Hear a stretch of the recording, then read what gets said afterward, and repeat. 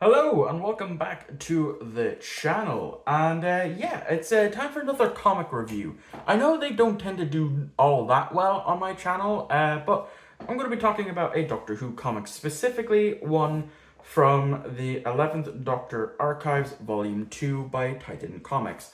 And as you can tell by the title and the thumbnail, I'm doing the very first story, if I can go here, As Time Goes By, written by Joshua Hale Filkov, art by Matthew Dow Smith, colors by Charlie Krisioff, lettering by Sean Lee.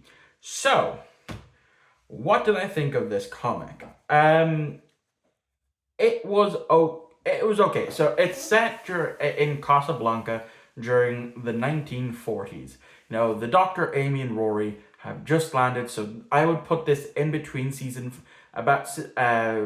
season five, end of season five, beginning of season six, and it's just them traveling.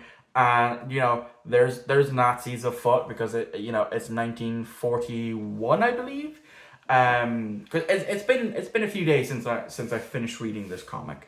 And the big bad of it is the Silurians, which is interesting because this in modern Doctor Who we've only really had that two-parter in series 5 of the Silurians being the villain, and then any other appearance that they've had, they've been quote unquote good. Madame Vastra, that Silurian medic in the what was it called, the series 6 finale, which name escapes me at the moment.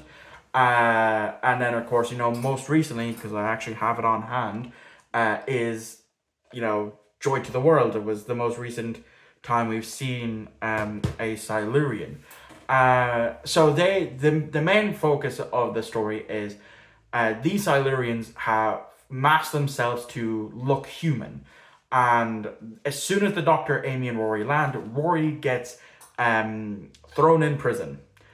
And the Doctor and Amy go to talk to the sergeant to try and get him to be released. Somebody else gets thrown in, and there's this big plot where Rory is going to be executed along with this other random person.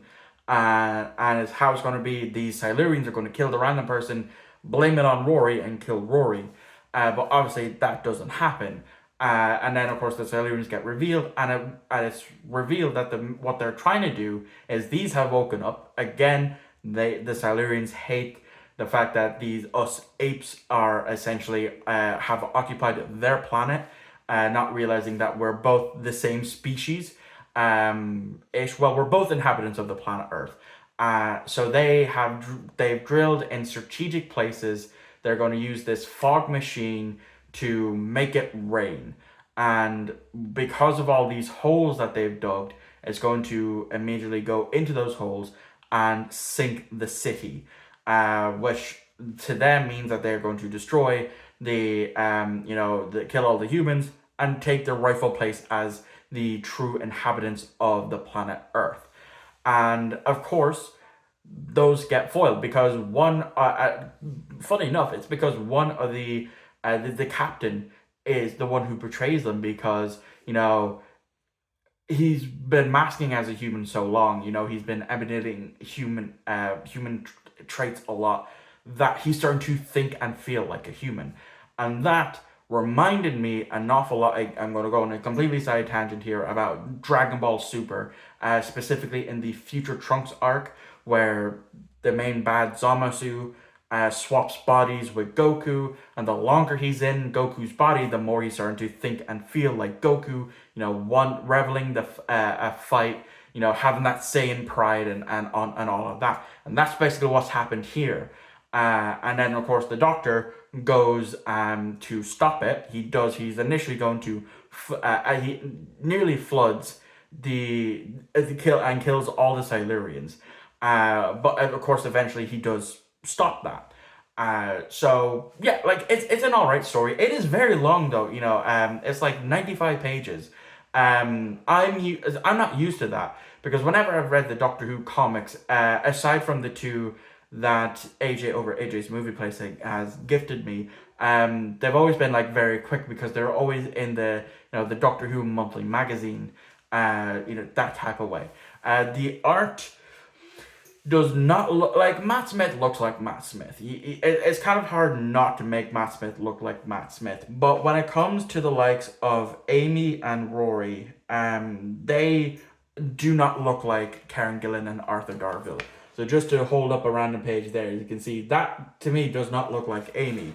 If it wasn't for the ginger hair to say that it was Amy, I wouldn't have known.